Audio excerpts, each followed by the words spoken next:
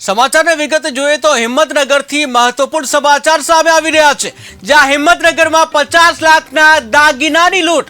મહત્વપૂર્ણ સમાચાર હિંમતનગરથી સામે આવી રહ્યા છે, જ્યાં હિંમતનગરમાં 50 લાખના દાગીનાની લૂંટની ઘટના બની છે।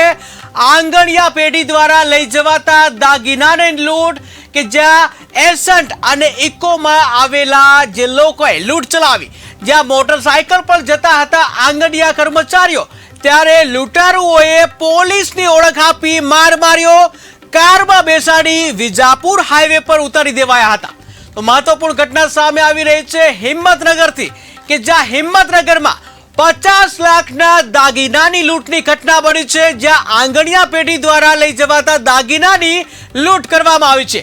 ત્યારે એસન્ટ અને ઇકો ગાડીમાં આવેલા લોકોએ લૂંટ ચલાવી, જ્યાં મોટરસાયકલ પર જતા હતા આંગણિયા કર્મચારીઓ, તેઓને લૂંટવામાં આવ્યા। ત્યારે લૂંટારુઓએ પોલીસની ઓળખ આપી માર માર્યો, કારમાં બેસાડી વિજાપુર હાઈવે પર ઉતારી દેવામાં આવ્યા।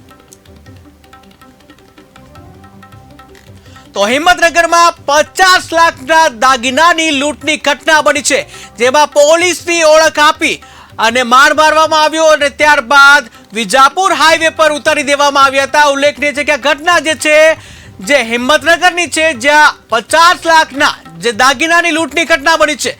ત્યારે આંગણિયા પેઢી દ્વારા જે આ લઈ જવાતા હતા દાગીના, જ્યાં એસન્ટ અને ઇકો જે કાર છે એમાં આવેલા લોકોએ આ લૂંટને અંજામ આપ્યો છે।